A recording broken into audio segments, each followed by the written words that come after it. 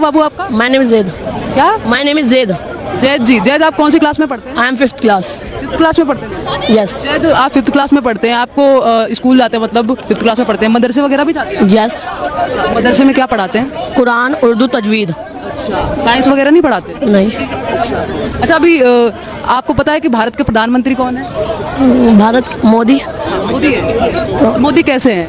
ये इतना तो मैं नहीं जानता, कुछ बताया हो आपको घर में, स्कूल में? मुझे इसके बारे में नहीं बताते। इसके बारे में नहीं। 5वीं क्लास में पढ़ते हैं आप? यस।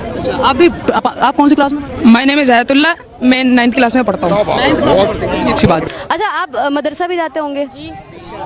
स्कूल किस टाइम जाते टाइम पे जाते हैं कैसे? स्कूल 7 बजे से जाते हैं, 2 बजे छुट्टी हो जाती है, 2:30 बजे घर पहुँचते हैं, 3 बजे फिर आधे घंटे में खाना वाना खाते हैं, फ्रेश होते हैं, फिर मदरसे जाते हैं।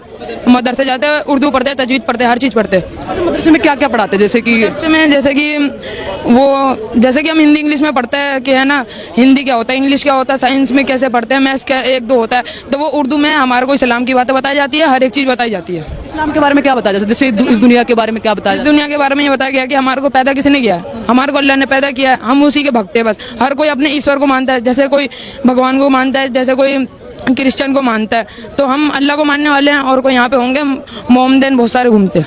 अच्छा, अल्लाह के बारे में जैसे क्या क्या, जैसे किस टाइम पे नमाज करनी चाहिए, क्या ये सब लोग आज चीज़ें आपको पता है? जी। जैसे हम भगवान की पूजा करते हैं, हमें कि पता है कि सुबह उठ के नहाना है, पूजा करनी है, उसके बाद कल जैसे कि फ्राइडे, तो फ्राइडे को हम जुमा पढ़ने जाते हैं 2 बजे, फिर उसके बाद आते हैं, तो फिर थोड़ी देर रेस्ट करते हैं, खेलते कूदते हैं, फिर हम 4 बजे जाते हैं मदरसे, फिर मदरसे से आने के बाद फिर नमाज पढ़ने जाते हैं, फिर एक नमाज होती है ईशा में 8 बजे, फिर वहाँ जाते हैं, 17 रिकात पढ़ कर फिर आ जाते हैं।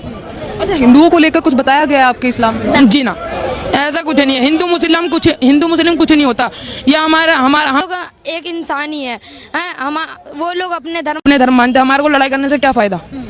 अच्छा, जो आपके यहाँ जो आप छोटे बच्चे, आपने इतनी अच्छी बात कही है, आपने कहा कि हिंदू मुस्लिम कुछ नहीं होता बात, तो मैंने कई बच्चों से बात की है जो कुछ अलग भी बोलते हैं, कुछ लोग अपने विचार रखते हैं, आपने भी अपना विचार रखा है।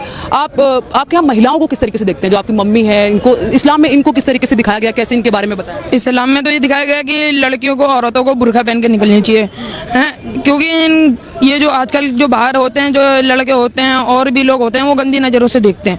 तो सारी औरतें को ये करनी चाहिए कि हमारे को पर्दा करके चलनी चाहिए, हैं, अपना नीचे निगाह करके आराम से जाए, और जहाँ जाना है वहाँ जाकर फिर आ जाए।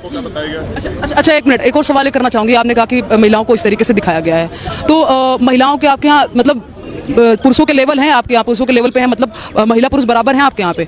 जी, बराबर तो है।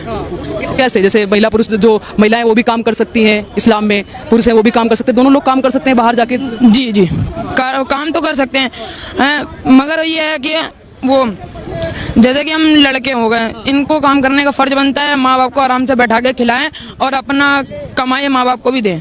अपने जैसे बीवी होती हैं वो भड़का देते हैं कि पति को क्या है ना, अब मत दो, बातें मत करो, ये मत करो, वो मत करो। ऐसा कुछ नहीं होता, क्योंकि वो हमारे माँ बाप हैं, उन्होंने हमारी को पैदा किया, अब हम उनकी बात नहीं मान सकते। अच्छा, इस्लाम में इस दुनिया के बारे में क्या बताया गया? ये दुनिया कैसे बनी, कैसे बने, ये सब चीजें इस्लाम में मेरे को इतना नहीं पता है जी। जैसे इस दुनिया में कैसे लोग आए, कैसे जो है इंसानों का कैसे जन्म? हमारे को पैदा करने वाले आदम अलैहिस्सलाम है, जो इस मुल्क में मुसलमानों को सबसे पहले उन्होंने ये किया था पैदा।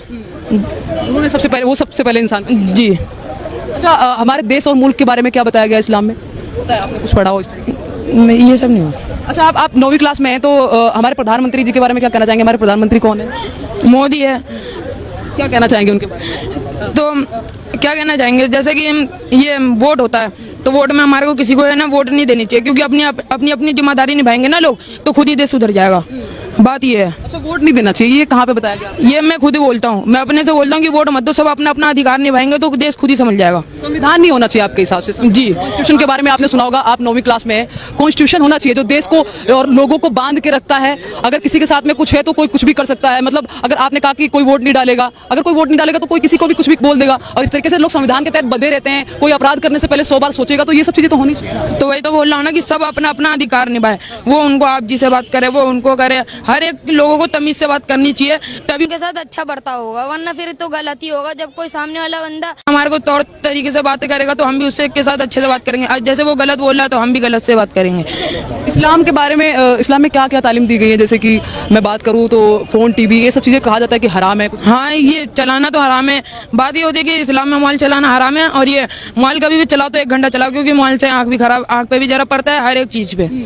तो मतलब चलाना गलत नहीं है, लेकिन एक लिमिटेशंस होती है जो। और मोबाइल ज्यादा चलाने से बॉडी है ना लूज पड़ जाती है। हमारे को है ना मोबाइल ना चला के, जैसे कि आजकल फ्री फायर हो गया, ये हो गया, ये सब बच्चे खेलते रहते हैं, दिन भर बदन लूज हो जाता है उनका, बाहर जाने का मन नहीं करता, ये नहीं करता। इससे अच्छा है कि आप क्रिकेट जाके खेले, फुटबॉल खेले, ये सब खेले, पार्क में जाए, यहाँ पे खेलने, वो सही है। वरना फिर मोबाइल चलाने से उनका बॉडी है ना लूज पड़ जाता है। अच्छा, आप देश के नागरिक हैं, भारत के नागरिक हैं, आपके लिए कुरान सबसे पहले आएगा या संविधान पहले आएगा? आप 9वीं क्लास में हैं, मैं इस बच्चे से ये सवाल नहीं कर सकती, लेकिन आपसे कर सकती हूँ, क्योंकि आपने तो शायद संविधान वगैरह के बारे में पढ़ा होगा। कुरान आएगा। कुरान आएगा सबसे पहले। जी, संविधान तो कहा जाता है कि अगर कुरान आएगा, क्योंकि इस दुनिया में कुरान नाजिल अल्लाह ने किया है। कुरान का जो वो है सर्जन, वो अल्लाह ने किया है, अल्लाह ने बनाया, तो कुरान सबसे पहले आएगी। जी, सबसे पहले कुरान आएगी। अच्छा, 72 ऊर के बारे में आपने कुछ पढ़ा है? ना, इस सब के बारे में नहीं पढ़ा है। अच्छा, आपने कहा कि जो कुरान है वो सबसे पहले आएगा। आप छोटे बच्चे हो, आपने कहा कि स्कूल में मैं स्कूल में पढ़ता हूँ, 9th क्लास में पढ़ता हूँ, तो सभी लोग हैं। अगर मेरे से भी पूछा जाता है कि आपके लिए पहले गीता आएगी या आपके लिए संविधान आएगा, तो मैं यही बोलूंगी कि जब देश की बात आएगी तो सबसे पहले मेरे लिए संविधान आएगा। संविधान मेरे लिए सबसे ऊपर है। मैं पढ़ती गीता भी हूँ, मैं पढ़ूंगी गीता को भी, देखूंगी गीता को भी, मेरा उतना ही हक है, क्योंकि मेरे धर्म से रिलेटेड है। लेकिन जब देश की बात आएगी तो संविधान आएगा। तो आपके लिए क्या आएगा? देश की बात आएगी तो कुरान या संविधान? संविधान आएगा जब देश की बात आएगी। तो अगर किताब की बात आएगी तो फिर कुरान आएगा। जब देश की बात आएगी तो संविधान आएगा, वैसे कुरान।